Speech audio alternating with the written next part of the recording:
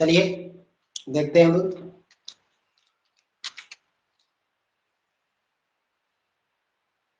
चालवा दो ताला वेल में चालवा दे। हाँ चल रही क्लास। अब देखो सेम थीसिस अपने 2 नंबर का टॉपिक, इसके भी मार्क्स 2 ही है। 2 नंबर का टॉपिक है, वही आपको जैसे प्रीपोजिशन के 2 क्वेश्चन दिए जाते हैं वैसे इसके दिए जाएंगे। और इसमें भी आपको ब्रैकेट में कंजक्शन दे देता है, उससे अपन को जोड़कर 2 सिंपल सेंटेंस दिए जाते हैं। इनको अपन कंजक्शन भी कर सकते हैं, कनेक्टिव भी कर सकते हैं, या कनेक्टर भी कर सकते हैं। तो दो सिंपल सेंटेंस होंगे। तो पहले तो हमें पूरी जानकारी होना चाहिए सेंटेंस के बारे में।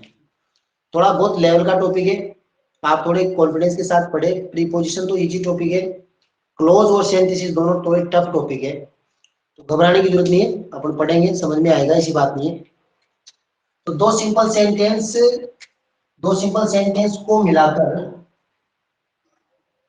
जोड़कर, 2 सिंपल सेंटेंस को जोड़कर एक कंपाउंड का मतलब होता है संयुक्त। कंपाउंड या अटक गया अटक। कौन अटक गया? तो नहीं अटक रहा। या कॉम्प्लेक्स सेंटेंस बनाना। कॉम्प्लेक्स सेंटेंस, कॉम्प्लेक्स का मतलब होता है जटिल या मिश्रित वाक्य बनाना। कॉम्प्लेक्स सेंटेंस बनाना।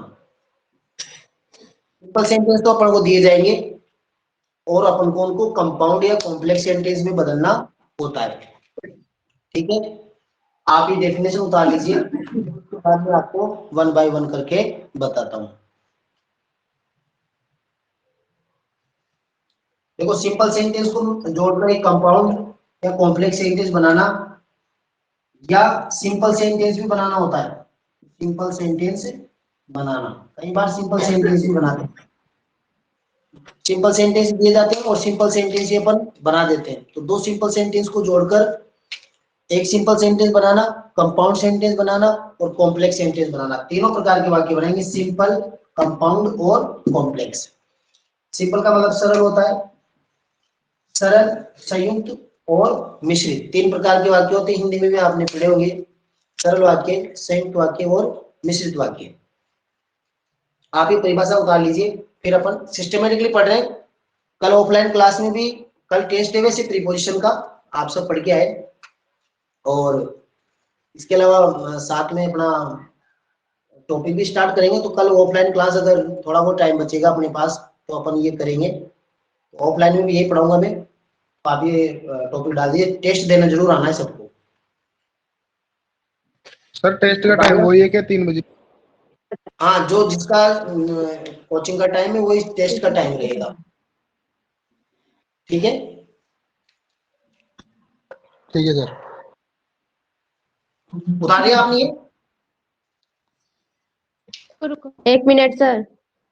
हाँ उतारो आराम से, कोई दिक्कत नहीं है, जल्दबाजी नहीं करना है इन टॉपिक्स में। अपन को आराम से अपन समझ के पढ़ेंगे तो आगे आगे वाक्य तभी समझ में आएंगे जब यहाँ से समझ में आ जाएगी परिभाषा से। तो देखो दोबारा बता रहा हूँ, सिंथेसिस का मतलब संश्लेषण होता है। नाम चेंज किया गया है 12वीं क्लास के हिसाब से। आपने 10वीं में कंजक्शन पढ़े होंगे, नॉट ओनली बट आल्सो पढ़ा होगा आपने, वाइल पढ़ा है, विच पढ़ा है पढ़ने, ये सब क्या होते हैं? कंजक्शंस होते हैं। और यही टॉपिक, सुनो ध्यान से, यही टॉपिक अगला जो क्लोज पढ़ेंगे उसमें भी काम में आएगा। तो दोनों टॉपिक एक जैसे ही हैं, क्लोज और सिंथेसिस।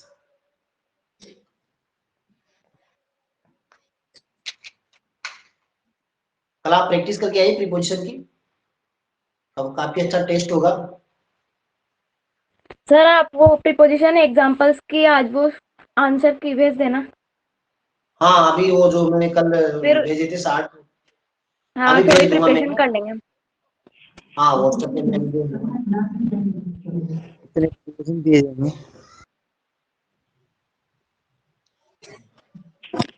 चलो प्रीपोजिशन के क्वेश्चन कितने आएंगे? हाँ जी, मतलब प्रीपोजिशन के क्वेश्चन कितने आएंगे?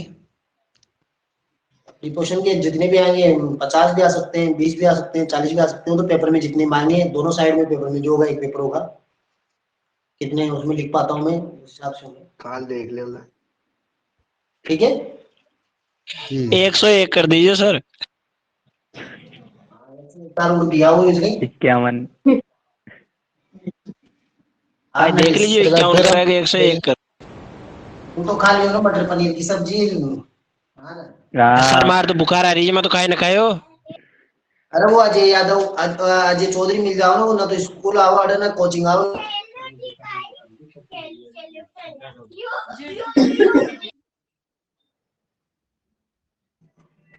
आ जाए जो सर कोचिंग का बाहर नचे सर नेट अटक गयो, वो चल रहा है कोने। खड़ी अटक गया। आ जाए हाँ सुनिए, अब सबसे पहले इस टॉपिक को समझने से पहले सर आवाज कम आ रही। आवाज तो आ जाएगी, क्यों नहीं आएगी आवाज? सर अटक रही आवाज। हाँ नहीं अटकेगी, आ जाएगी। आ रही है। देखो, अच्छा अपन टाइप्स ऑफ सेंटेंस की बात करेंगे इसमें। पहले अपन को टाइप्स ऑफ सेंटेंस पढ़ना पड़ेगा। टाइप्स ऑफ सेंटेंस, वाक्यों के प्रकार।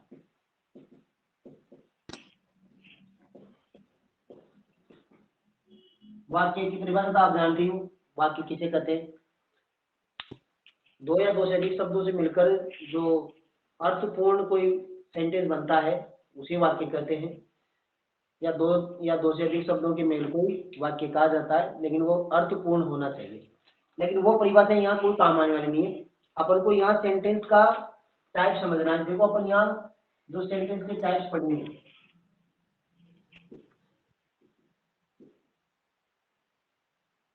वो मैं आपको यहाँ पर 3 प्रकार के वाक्य बताऊंगा।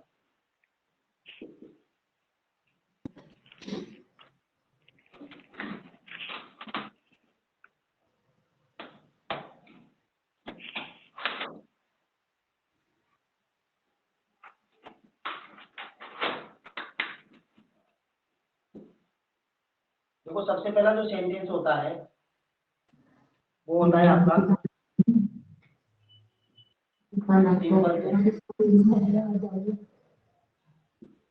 Simple sentence. दूसरा वाक्य कंपाउंड सेंटेंस। Compound sentence. तो तीसरा होगा अपना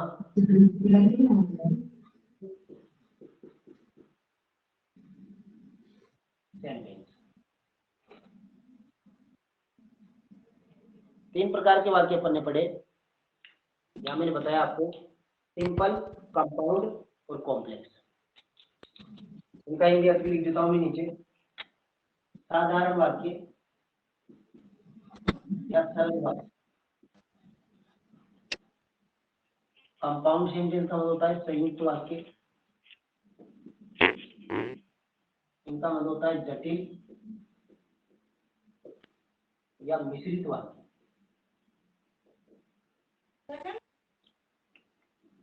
देखो 3 प्रकार के वाक्य अपन पढ़ रहे हैं, सिंपल, कंपाउंड, कॉम्प्लेक्स। हिंदी अर्थ में लिखा हुआ है साधारण, सरल वाक्य, संयुक्त वाक्य और जटिल या मिश्रित वाक्य। अब इसमें अपन सिंपल सेंटेंस की बात करें। सिंपल सेंटेंस कहते किसे हैं, कंपाउंड सेंटेंस कहते किसे हैं और कॉम्प्लेक्स सेंटेंस कहते किसे हैं। बड़ी इंपॉर्टेंट बात है। अब सबसे पहले मैं आपको बता रहा हूं कि जो सिंपल सेंटेंस होता है इसकी नीचे इसकी परिभाषा बता रहा हूं।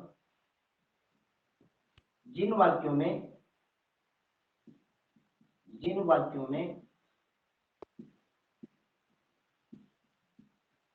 एक ही फाइनाइट वर्ब होती है। अब आपके सामने एक नई चीज आई है, फाइनाइट वर्ब। इसका मतलब अपन ये कह सकते हैं मेन वर्ब। नाम चेंज, जैसे कंजक्शन का नाम चेंज किसी हो गया, वैसे ही फाइनाइट वर्ब का नाम क्या हो गया, मेन वर्ब। फाइनाइट वर्ब होती है और एक से ज्यादा फ्रेजेज, मैं बताऊंगा अभी। फ्रेजेज का मतलब वाक्यांश, जिसमें वाक्यांश क्या होता है, जिसमें सब्जेक्ट और वर्ब नहीं होता और वाक्य का पार्ट होती है फ्रेज। तो फाइनाइट वर्ब तो एक ही होगी, फ्रेजेज एक से ज्यादा हो सकती है। कंपाउंड सेंटेंस जो होता है उसमें देखो क्या होता है, जो कंपाउंड सेंटेंस होगा उसमें दो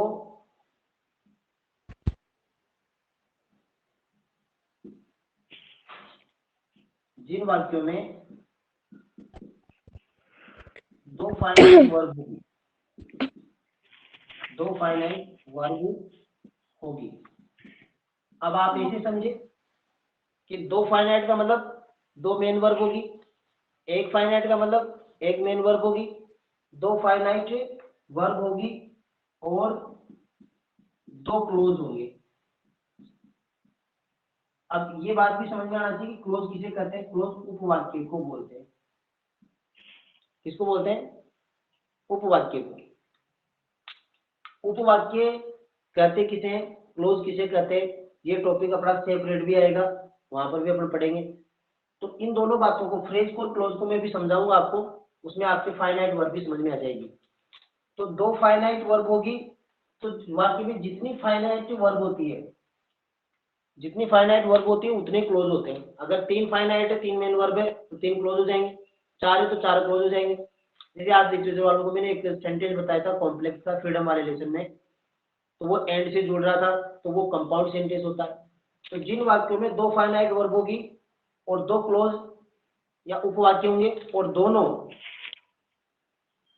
इसमें क्या होगा, दोनों ही स्वतंत्र होंगे, दोनों क्लोज इंडिपेंडेंट होंगे। इंडिपेंडेंट का मतलब होता है स्वतंत्र। दोनों क्लोज इंडिपेंडेंट होंगे, स्वतंत्र होंगे, दोनों का कोई लेना देना नहीं होगा, एक दूसरे के ऊपर निर्भर नहीं करेंगे। जैसे मैं कहूँ कि राम जयपुर जा रहा है और श्याम पढ़ रहा है, तो दोनों का कोई लिंक नहीं है कि राम पढ़ रहा है और श्याम जयपुर जा रहा है, तो उससे कोई एक दूसरे की क्रियाओं में कोई प्रभाव नहीं पड़ेगा, एक दूसरे की क्रिया का एक दूसरे के ऊपर निर्भर नहीं होगी। तो जिन वाक्यों में दो फाइनाइट वर्ब होगी और दो क्लोज या उपवाक्य होंगे, दोनों क्लोज इंडिपेंडेंट होंगे, स्वतंत्र होंगे। ठीक है, तो वो वाक्य कौन से कहलाएंगे? संयुक्त वाक्य कहलाएंगे। अब इनको जोड़ने के लिए एक स्पेशल जो बात आती है वो ये आती है कि इनको जोड़ने के लिए अपन कोऑर्डिनेट कंजक्शन यूज करते हैं। कोऑर्डिनेट कंजक्शन आपको समझना भी है। देखो थोड़ा मामला तो अलग है, ग्रामर का मामला है, तो कुछ टर्म्स होती है, कुछ टर्म सीखनी पड़ती है कि क्लोज क्या है, फ्रेज क्या है, कोऑर्डिनेट कंजक्शन कैसे होते हैं, कैसे वाक्यों को जोड़े जाते हैं। ये नहीं साहब हमें तो पता ही नहीं, हमने तो नाम ही नहीं सुना। तो नाम नहीं सुना लेकिन पढ़ना तो पड़ेगा, क्योंकि मामला कितने नंबर का है? 2 नंबर का है, तो अपन को जोड़ना भी आना चाहिए। तो कोऑर्डिनेट कंजक्शन वो कंजक्शन होते हैं जो दो स्वतंत्र उपवाक्यों को जोड़ने का काम करते हैं। अपने पहले लिख दिया कि इसमें कौन से स्वतंत्र वाक्य होंगे।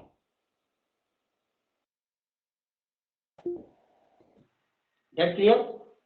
अब कॉम्प्लेक्स में देखो, इनफाइनाइट होगी, इसमें दो फाइनाइट होगी, दो से ज्यादा भी हो सकती है, उससे कोई मतलब नहीं है अपन को। लेकिन इसमें वाक्य क्या होंगे, उपवाक्य क्या होंगे? स्वतंत्र होंगे।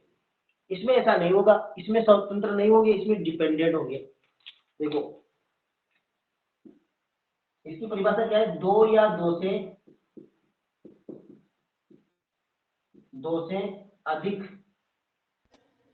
से अधिक फाइनाइट वर्ब हो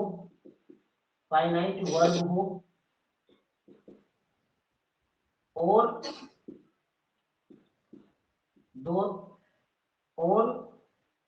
दो से अधिक क्लोजेज हो, दो से अधिक क्लोजेज उपवाक्य हो, और वे सब ऑर्डिनेट, यहाँ एक वर्ड लिख रहा हूं मैं, सब ऑर्डिनेट कंजक्शन से से जुड़े हो, क्लोजेज हो और वे निर्भर हो, यहाँ निर्भर लिख देता हूँ, वो निर्भर हो, वो क्या हो, निर्भर हो। लास्ट में दिख रहा है आपको उधर, वो क्या हो, एक दूसरे पर निर्भर हो, वो डिपेंडेंट होंगे, से जुड़े हो, और वो क्या हो, डिपेंडेंट हो। सर ये कंपाउंड वाला दोबारा बताओ ना सर। कौन सा वाला, लास्ट वाला? नहीं, दूसरे नंबर वाला, सिर्फ बीच का कंपाउंड। हाँ, इसमें क्या होगा, दो फाइनाइट वर्ब होगी। फाइनाइट का मतलब समझ रहे हो आप, मेन वर्ब होगी। जिस बात में दो फाइनाइट या मेन वर्ब हो, और दोनों क्लोज वाक्य जो होंगे होंगे, और उनको कोऑर्डिनेट कंजक्शन से जोड़ा जाएगा। अभी मैं और एग्जांपल से समझाऊंगा, जोड़ा जाएगा। तो वो वाक्य क्या कहलाएंगे, कंपाउंड कहलाएंगे। कोऑर्डिनेट का मतलब कंपाउंड, और कॉम्प्लेक्स में सबऑर्डिनेट। ये रिलेशन होते हैं, सीधा ये तो एक फाइनाइट, ये डिफाइनाइट, इसमें दो हो सकते हैं, लेकिन इसमें वाक्य एक दूसरे पे निर्भर नहीं होते, इसमें एक दूसरे पे निर्भर होते हैं। ये बात सबके समझ में आई? ऐसा कैसा आप कॉपी कीजिए अपनी नोट पर। हाँ सर, आ गया।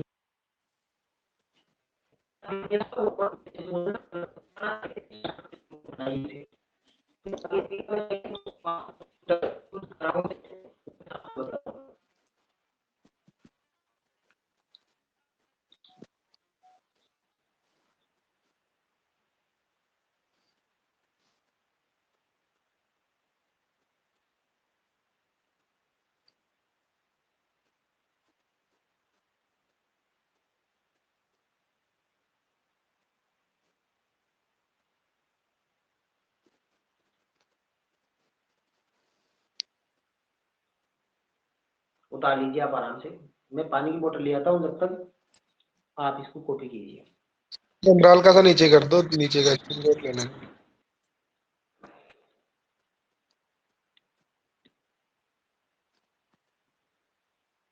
ठीक है, उतार लीजिए आप।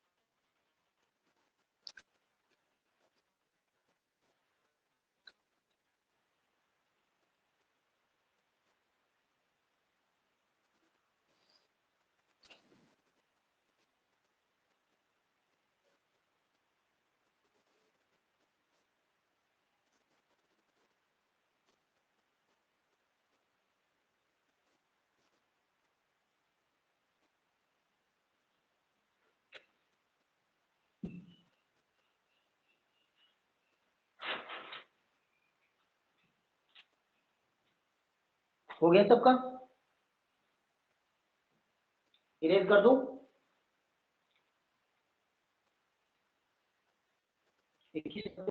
हाँ सर।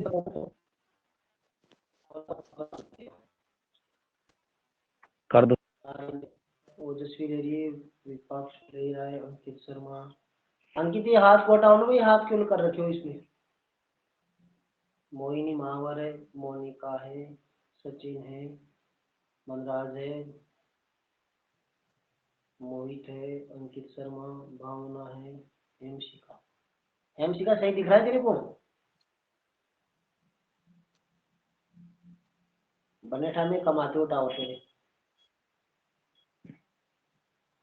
सुनीता है, किट्टू है, गुंजन है, शंकर लाल है, सिन्नी जैन है, सचिन आ गया, लेखराज जाट, हरिराम गुजर, अंकित शर्मा वापस कैसे आ गई है, शंकर लाल बलराज।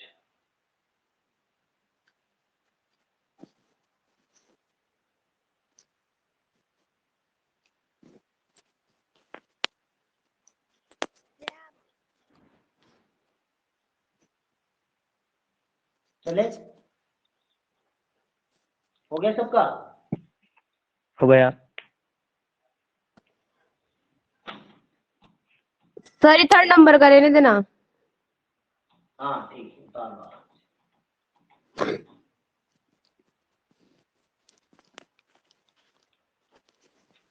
मोनिका तेरी फीस तो ऑनलाइन कर देती ना तू। अरे सर भाई नहीं है यहाँ पे, भाई गया हुआ है कहीं पे, वो आके करवा दूंगी। अच्छा अच्छा, और कौन कौन आ रहा है इसमें बिना फीस वाली को हटाई दी?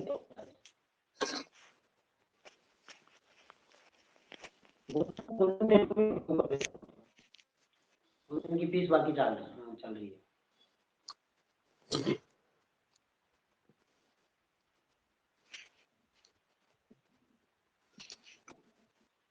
कल है ना, लेऊंगा नहीं मैं इनकी क्लास, इनकी फीस बाकी है। नेहा तेरा चल गया है?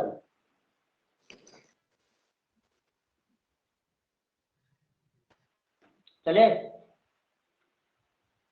कहाँ जाओगे सर? चलो सर। चले इसमें चले।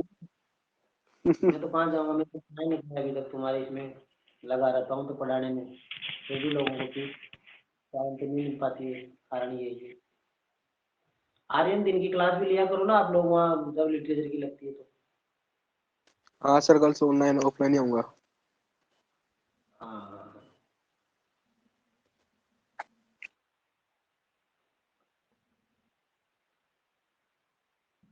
करूँ इरेज? छोटा सा एक कॉन्सेप्ट स्क्रीनशॉट ले लो ना सब। लिखने में ज्यादा आता है, आप वो स्क्रीनशॉट तो पड़ा रहता है फिर। इधर देखो, तो लाइट को शुरू करता हूँ।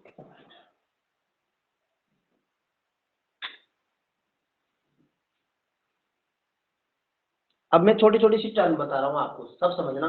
कुछ टर्म बता रहा हूँ मैं, उसको भूलना भी नहीं टर्म को। देखो, फिर बताएंगे सिंपल कंपाउंड कॉम्प्लेक्स के बारे में। देखो, एक सेंटेंस होता है ना, कोई सा भी सेंटेंस होता है, वाक्य जो होता है, उसके कुछ पार्ट्स होते हैं। जैसे कोई भी अपन सिंपल सेंटेंस ले सकते हैं, जैसे India wins, India wins match, India wins match yesterday, कल भारत ने मैच जीते।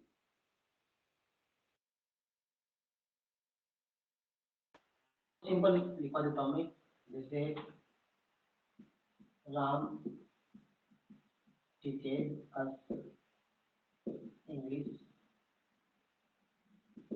डेली, ऐसा कुछ सेंटेंस लिखा मैंने। अब आप आराम से समझना कि आपके दिमाग में ये आ रहा होगा कि हम कुछ चीजें इनको समझ नहीं पाते। जैसे डेली इन द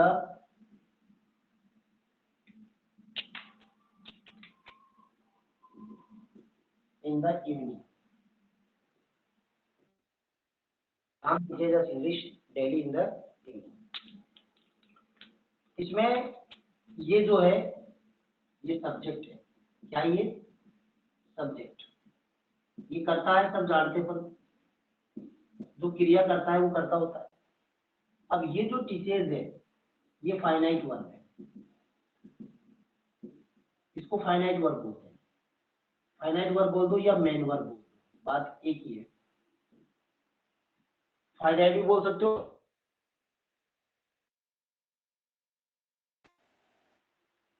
अगर मैं भाग के ऊपर पूरा ऐसे करूं, इस भाग के ऊपर, तो ये क्या कहलाएगा? ये प्रिडिकेट कहलाता है। क्या कहलाता है? ये प्रिडिकेट। प्रिडिकेट का मतलब होता है विधेय। विधेय का मतलब वाक्य का वह भाग जिसमें सब्जेक्ट शामिल नहीं होता। वाक्य का वह भाग जिसमें सब्जेक्ट शामिल नहीं होता। बहुत अच्छी अच्छी टर्म बता रहा हूं मैं आपको जो समझना चाहिए। हम जानते हैं कि अर्थ, इसमें जो अर्थ आ रहा है वो ऑब्जेक्ट है, ये हमें पता है। ये भी ऑब्जेक्ट है। अब जो प्रोनाउन बने होते हैं, ये प्रोनाउन है। जो प्रोनाउन होता है ये ऑब्जेक्ट है अपना। तो ये जो प्रोनाउन वाला होता है वो इनडायरेक्ट ऑब्जेक्ट होता है। इसके आगे में आई लगाया है। I stand for indirect. और इस जो नाउन होता है, इंग्लिश नाउन होता है, इसलिए क्या है? डायरेक्ट ऑब्जेक्ट है। तो ये तो डायरेक्ट ऑब्जेक्ट है, ये नाउन है। जो नाउन होता है वो तो डायरेक्ट ऑब्जेक्ट होता है, और जो प्रोनाउन होता है वो इनडायरेक्ट ऑब्जेक्ट होता है। डायरेक्ट ऑब्जेक्ट और इनडायरेक्ट ऑब्जेक्ट, दो टू टाइप्स के ऑब्जेक्ट होते हैं। एक तो डायरेक्ट ऑब्जेक्ट होता है और एक इनडायरेक्ट ऑब्जेक्ट होता है। तो प्रोनाउन जो होगा वो इनडायरेक्ट ऑब्जेक्ट होता है, और जो नाउन होता है वो डायरेक्ट ऑब्जेक्ट होता है। समझने की चीज है। बहुत सारे बच्चे तो लेफ्ट हो गए, शायद समझ में नहीं आ रही उनके। 18 रह गए, 17 रह गए। तो थोड़ा टफ तो है टॉपिक, लेकिन इसके मार्क्स तभी मिलेंगे जब पूरी टर्म समझ में आएगी। कोई बात नहीं, जो जो रुके रहेंगे उनको फायदा मिलेगा। और डेली क्या आवाज नहीं आ इसमें? रही। आवाज नहीं आ रही आ रही है सर। यार? जिसके नहीं आ रही ना उसके नेट में जी प्रॉब्लम है। बीच बीच में स्टक हो रहा है सर। यू बीच बीच पे अटक रही है आवाज। अटक रही है। नरेश, सर आपकी आवाज अटक रही है। मेरी आवाज अटक रही है? 1 मिनट रुको आप लोग।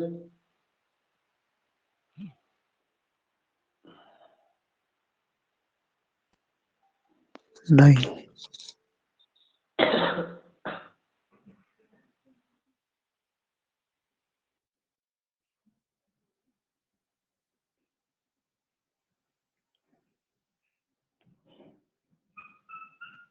नहीं अटक रही ना आप तो? पढ़ाओ सर आप तो। हाँ, डेली इसमें जो है, डेली इसमें एडवर्ब है, क्रिया विशेषण होता है। एडवर्ब क्रिया विशेषण,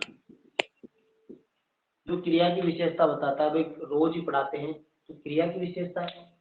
अब मेरा जो मेन मकसद था इसमें आपको समझाने का, वो ये वाला पार्ट था। मैं इसके फिर बॉक्स बना रहा हूँ, यहाँ पर आप ध्यान से देखना। इस वाले पार्ट के मैं बॉक्स बना रहा हूँ।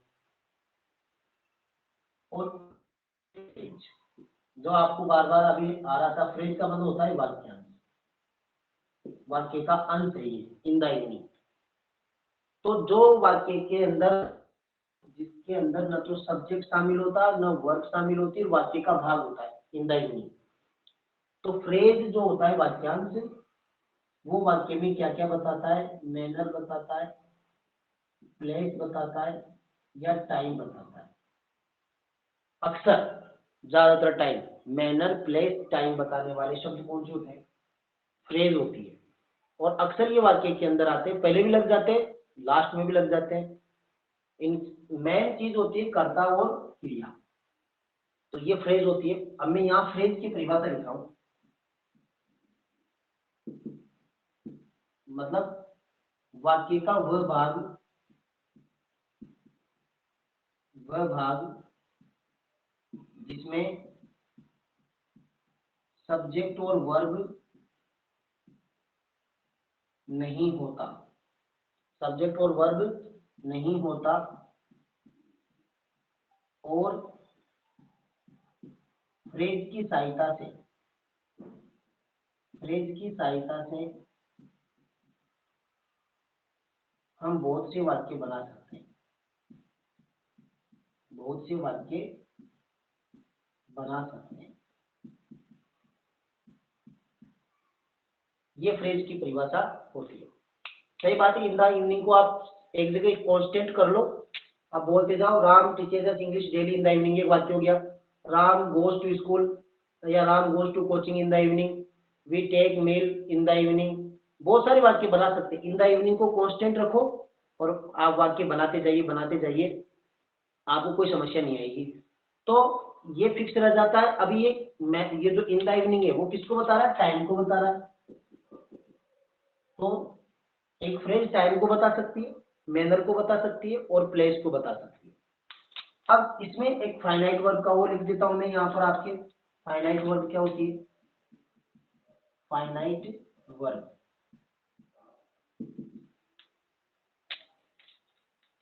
देखो, फाइनाइट वर्ब क्या होती है? मेन वर्ब, कोई मेन वर्ब ही फाइनाइट होती है। लेकिन इसकी परिभाषा देखो, मैं बताऊं आपको। मेन वर्ब जरूरी नहीं है कि जो फर्स्ट वर्ब होती है वो फाइनाइट होती है, मेन वर्ब भी फाइनाइट होती है। अर्थात ये याद रखना सब, अर्थात वाक्य की फर्स्ट वर्ब, वाक्य की फर्स्ट वर्ब या सब्जेक्ट के बाद आने वाली, सब्जेक्ट के तुरंत बाद आने वाली वर्ब फाइनाइट होती है। अब एक वाक्य और लिख रहा हूं मैं छोटा सा, सब इधर देखना, फिर आप ये कहोगे साहब बिल्कुल सही कर रहे हो आप, ऐसा भी होता है। जैसे मान लीजिए मैंने नीचे दिख रहा है ना सबको, एक वाक्य लिख रहा हूं, Ram is going to school. Easy sentence है। अब इसमें आप मुझे बताइए, इसमें फाइनाइट वर्ब कौन सी होगी? Ram is going to school में फाइनाइट वर्ब कौन सी होगी? सर दिख नहीं रहा सर, नीचे लो। यार नीचे का Ram is going to, going Is going. Going तो फिर गोइंग वही बात। ना ना ना ना, आपने फिर ये परिभाषा क्या समझी? सब्जेक्ट ये के जो तुरंत बाद वाली वर्ब फाइनाइट होती है, तो सब्जेक्ट के बाद क्या आ रहा है? is इज आ रहा है ना, तो yes इज क्या sir. है? इज फाइनाइट वर्ब है। इसके आगे एफ भी लिख लेना आप। इसको ऐसे के साथ इतना सुंदर लिखवाया है मैंने, इतने अच्छे से समझाया आपको। अगर यहाँ समझ में आया तो ऑफलाइन में तो आ ही जाएगा, लेकिन आप इसको कंप्लीटली उतारिए। बहुत शानदार चीज है और टर्म काम आने वाली है हमेशा के लिए। सर ये गोइंग नॉन फाइनाइट है क्या? ले लिया सर। होगी, अभी समझाएंगे, इसको भी अपन क्लियर कर लेंगे, फाइनाइट और नॉन फाइनाइट को अभी पढ़ाऊंगा मैं। अभी इसको पढ़ाएंगे। हाँ जी, एक वाक्य में एक ही देखो फाइनाइट वर्ब। एक वाक्य में, हाँ एक वाक्य में अगर सिंपल वाक्य होगा तो चलिए कॉपी कर लिए इसको, आप अच्छे से कॉपी करो भाई, है ना? समझ के कॉपी करना है, कोई बात समझ में नहीं पूछना है।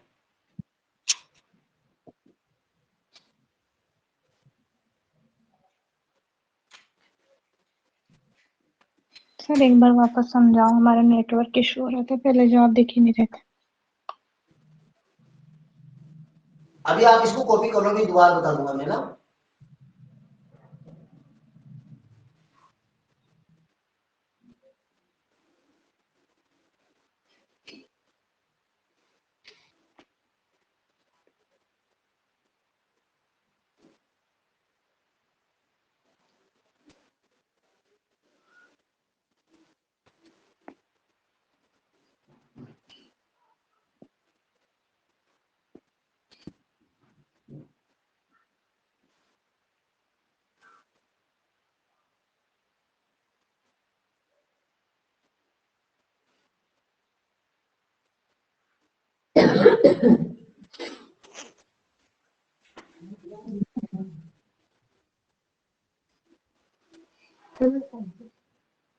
हो गया? उतारो उतारो मनीषा। निवा इतनी जल्दी कैसे होगा? नहीं हुआ अभी तक तो। हाँ हाँ कर लो बेटा, कर लो आराम से, आराम आराम से लिख लो, कोई जल्दबाजी नहीं है।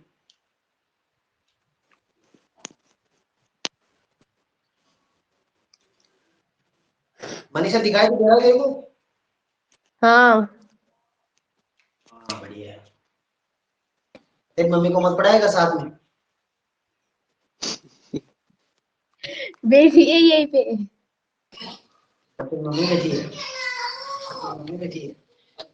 तेरी मम्मी से बात करा मेरी?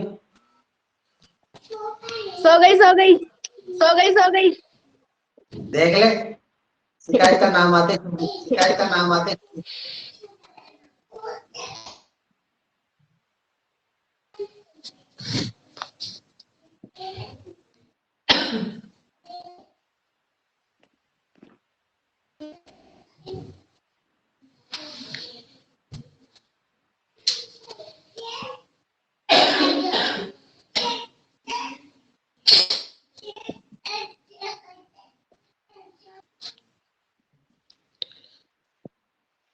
गुंजन उतार ली क्या? गुंजन बहुत धीरे उतार दी, गुंजन बहुत धीरे उतार दी, गुंजन।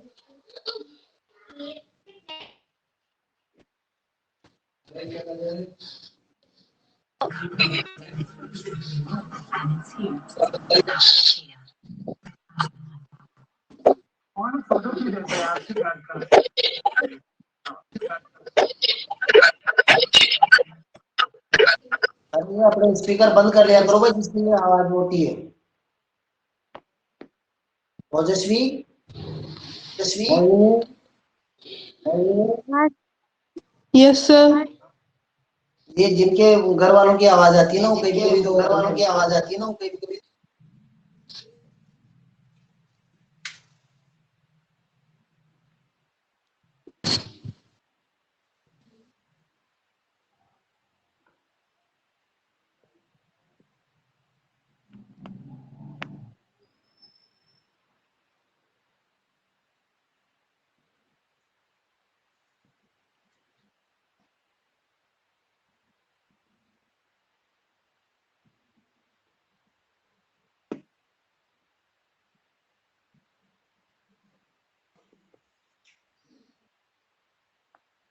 सही लग रहा है पढ़ना इस पे?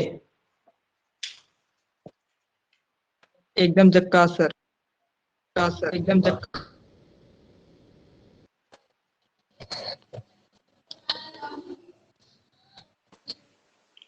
सर हाँ सर आपने वो लिया था ना फर्स्ट एग्जांपल, मैच विन वाला। कौन सा वाला? सर उसमें लिया हाँ था इंडिया, ना इंडिया, तो सर उसमें बाय का भी यूज कर सकते ना? ना ना ना क्यों भाई?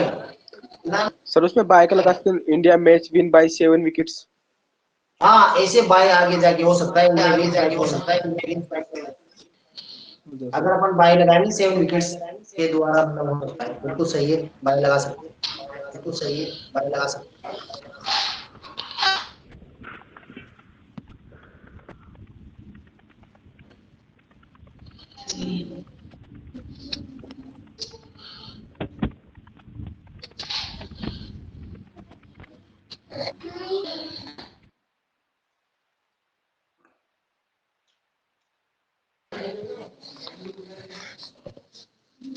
हो गया सबका? हो गया सबका?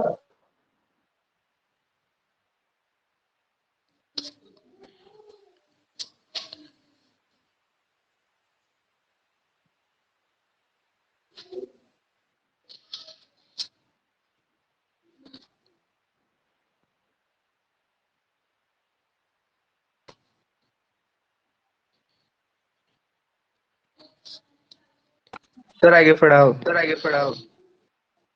चले आगे। देखो इसको रिवाइज करवा रहा हूँ वापस, है ना, अगर किसी को कोई आवाज वगैरह में प्रॉब्लम आई हो, दोबारा बता रहा हूँ। अपन पढ़ रहे हैं कि एक सेंटेंस होता है, उसका पूरा एनालिसिस है, ये पूरा विश्लेषण है ना। विश्लेषण होता है, आप अपन ने हर चीज के बारे में जाना है, पढ़ा है। तो Ram teaches us English daily in the evening, तो राम इसमें करता है सब्जेक्ट है, और देखो सब्जेक्ट हमेशा क्या होता है, या तो कोई नाउन होता है, या कोई प्रोनाउन होता है, कोई सर्वनाम होता है, या कोई संज्ञा होती है। अब संज्ञा या सर्वनाम से राम क्या है, नाउन है, और राम क्या है, नाउन है और सिंगुलर है। देखो बहुत सारी बातें लिख सकते हैं पर इसके साथ सिंगुलर है, और सबको पता भी कि राम सिंगुलर होता है। किसी का भी नाम होता है ना, चाहे वो कोई भी हो, वो एक तो नाउन होता है। जिसका दुनिया में नाम है वही नाउन है। नेमिंग वर्ड इज नाउन, ऐसा कहा जाता है, अ नेमिंग वर्ड इज नाउन। तो नाउन होगा तो नाउन या तो सिंगुलर होगा या प्लूरल होगा। अब राम जो है सिंगुलर है क्योंकि ये नाम है, और नाम हमेशा सिंगुलर होते हैं, किसी का भी नाम हो तो ये करता है सिंगुलर है, तो इसके साथ आने वाली जो क्रिया है वो टीचेस, वो भी सिंगुलर होगी। तो देखो ये तो प्लूरल है, इसका रूट वर्ड तो टीच है, ये वाला टीच है। अब इसमें अपन ने क्या लगाया, ईएस लगाया, इसको सिंगुलर बनाया, तभी इसके साथ आ सकती है ये। अब इसको छोटी क्लासों में तो अपन मेन वर्ब पढ़ते हैं, और यहाँ पर जो सब्जेक्ट के जस्ट बाद वर्ब आएगी वो फाइनाइट वर्ब होगी। क्लियर है ये बात? इसके बाद में अगर कोई is are am was were आता है तो वो भी फाइनाइट वर्ब कहलाएगा। ये बाद में चला जाएगा तो नॉन फाइनाइट हो जाएगा। मतलब फर्स्ट वर्ब, आप तो ये समझो, मेन वर्ब को ना समझो, आप तो ये समझो कि जो फर्स्ट वर्ब होती है वही फाइनाइट वर्ब होती है। रट लो इस परिभाषा को, जो फर्स्ट वर्ब होती है वही फाइनाइट वर्ब होती है। बाकी वाक्य में जितनी भी वर्ब आती है वो सबकी सब नॉन फाइनाइट वर्ब होती है। फिर आगे चले अपन, एक वचन बना दिया अपन ने, क्योंकि कर्ता होता है जैसा वैसी मेरी क्रिया होती है, जैसा कर्ता वैसी क्रिया। अब यहाँ पर अस आया, अस क्या है, प्रोनाउन है और ऑब्जेक्ट है। ऑब्जेक्ट है और प्रोनाउन है, तो जो प्रोनाउन होते हैं, सर्वनाम जो होते हैं, जैसे मी हो गया, हर हो गया, यू हो गया, देम हो गया, अस हो गया, ये सब, हिम हो गया, ये सब प्रोनाउन होते हैं और ऑब्जेक्ट होते हैं। ये इधर नहीं आ सकते सब्जेक्ट के स्थान पे, इनका स्थान किधर है, वर्ब के बाद है। तो ये इनडायरेक्ट ऑब्जेक्ट कहलाता है। जितने भी प्रोनाउन होंगे सबके सब इनडायरेक्ट ऑब्जेक्ट होंगे। इंग्लिश इसमें डायरेक्ट ऑब्जेक्ट है, इंग्लिश एक नाउन है और डायरेक्ट ऑब्जेक्ट है। कभी भी इंग्लिश को अपन लिखते हैं, इंग्लिश प्रॉपर नाउन है, तो प्रॉपर नाउन कहीं पर भी लिखा जाता है, चाहे वो यहाँ लिखा जाता और राम यहाँ लिखा जाता, तब भी राम का आर बड़ा ही आता। राम जी का तो वैसे भी आर बड़ा ही आता है, और रामराज जी का भी आर बड़ा ही आता है, ठीक है ना। इंग्लिश जो है प्रॉपर नाउन है, तो यहाँ पर इंग्लिश का ई बड़ा लिखेंगे क्योंकि प्रॉपर नाउन है। आपके पास नियम भी है, क्योंकि proper noun always start with capital letter. Clear? आगे चले, डेली। डेली क्या है, एडवर्ब है। अब एडवर्ब क्या बताती है, एडवर्ब भी मैनर को भी बताती है, प्लेस को भी बताती है, टाइम को भी बताती है। तो डेली, देखो एक चीज और समझाऊंगा मैं भी आपको, यहाँ पर सब बोर्ड पे देखे कि एडवर्ब जो होता है ना, ये लिख लेना आपको साइड में, चाहे एक सिंगल वर्ड होता है। क्या होता है, एक सिंगल वर्ड होता है, वो तो एडवर्ब होता है। और होने में तो ये भी एडवर्ब ही है, क्योंकि ये भी टाइम को बता रहा है और ये फ्रीक्वेंसी को बता रहा है। ये एडवर्ब और फ्रीक्वेंसी है, और ये भी इन द इवनिंग भी एडवर्ब के तरह ही काम करता है, लेकिन इसको एडवर्ब नहीं कहकर अपन क्या कहेंगे, एडवर्बियल कहेंगे। अब दो बातें आपके सामने आ गई कि एक सिंगल वर्ड होगा और वो एडवर्ब का काम करेगा तो वो एडवर्ब है, और एक सिंगल वर्ड नहीं होकर अ ग्रुप ऑफ वर्ड्स होगा और वो एडवर्ब जैसा काम करेगा तो उसको एडवर्बियल बोला जाता है। आई बात समझ में? Difference between adverb and adverbial, adverb is a single word and adverbial is a group of words which functions as a adverb and shows time, place and manner. That's clear? तो manner, place, time को बताता है तो वो adverbial होता है। in the evening आ सकता है, जैसे in the room आ सकता है। in the room भी क्या है, ये adverb of place हो जाएगा, है ना। in slow manner, in slowly, या स्लोली जो वर्ड होता है तो एडवर्ब हो जाता है। तो अपन ऐसे सकते हैं,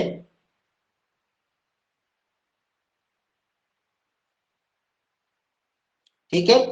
तो बहुत सारी ऐसी चीजें हैं जिनको अपन को समझना चाहिए। अब आगे आ जाइए इधर, मैंने फ्रेज की परिभाषा बताई आपको, वाक्य का वह भाग जिसमें सब्जेक्ट और वर्ब नहीं होता। मुझे बताइए इसमें सब्जेक्ट और वर्ब कहां पर है?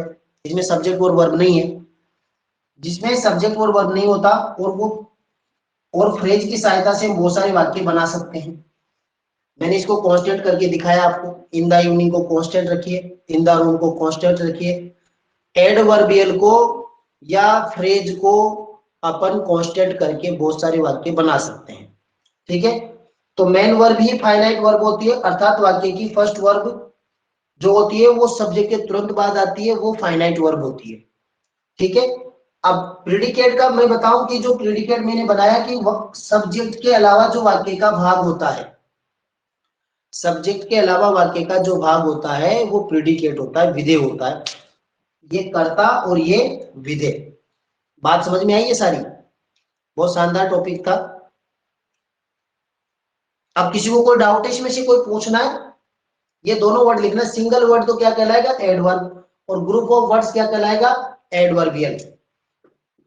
ग्रुप ऑफ वर्ड्स, जो ग्रुप ऑफ वर्ड्स होता है वो एडवर्बियल होता है। ठीक है, जैसे मान लीजिए मैं आपसे पूछूं एट दिस टाइम क्या है? At this time. अब देखो एट दिस टाइम की बात करें अपन तो ये क्या है? एक फ्रेज है। पहले तो क्या बोलेंगे इसको? फ्रेज है। अब इसको अगर अपन नाम देंगे तो क्या दे देंगे? एडवर्बियल नाम दे देंगे। अब मैं आपसे कहूं, आपसे कोई पूछे यस्टरडे क्या? यस्टरडे तो सिंगल वर्ड है। अरे मोहिनी अपना स्पीकर बंद रखो आप। तो यस्टरडे अपना जो है एक सिंगल वर्ड है। यस्टरडे सिंगल वर्ड है इसलिए एडवर्ब है। टुमारो क्या है? एडवर्ब है। एट दिस टाइम एडवर्बियल है because it is a group of words. इसमें ग्रुप ऑफ वर्ड्स है। तो समझ में आई बात? तो जब अपन किताब पढ़ते हैं, कोई सेंटेंस पढ़ते हैं, तो उसमें आपको ये समझना होगा कि ये फ्रेज है और ये एडवर्बियल का काम कर रहा है या एडवर्ब का काम कर रहा है। That's clear? अब किसी को कोई कुछ पूछना है?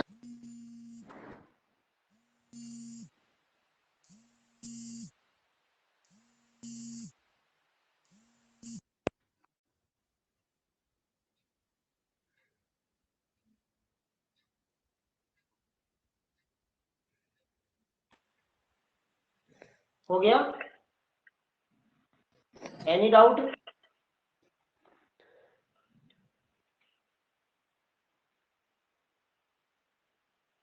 मिटा दो भाई, किसी को कुछ पूछना है? हाँ पूछिए।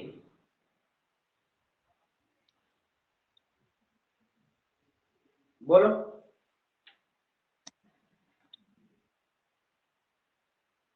इतनी सारी बातें मैंने लिखवाई, बहुत इंपॉर्टेंट टर्म है सब इंग्लिश की। ग्रामर की असली टर्म यही होती है। मोनिका, मनीषा, आ गया सर। देखो सर, मेरा तो नेट ही पता नहीं क्या हो रहा है, इसके जो अटक रहा है बार बार बीच में। सर एक बार ग्रुप पे तो देखो आप। क्या देखूं? देखो आप ग्रुप में क्या हो गया? आप देखो तो सही, कुछ बच्चों के का। कुछ बच्चों के अटक रहा है। हाँ शायद। अरे तो बेटा मैं